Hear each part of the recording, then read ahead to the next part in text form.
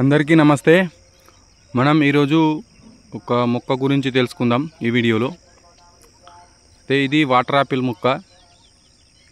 Water Apple ద్వారా మనకు శరీరంలో తగినంత నీటి శాతం అంటే డీహైడ్రేషన్ కాకుండా కాపాడుతుంది। మళ్ళీ మన యొక్క కిడ్నీలు కూడా డయాలసిస్ పేషెంట్ అంటే అంతవరకు కూడా మనల్ని తీసుకుపోకుండా దీని పండ్లు తిన్నట్టయితే మనకు కొద్దిగా నీరు శరీరంలో బాగా అయ్యి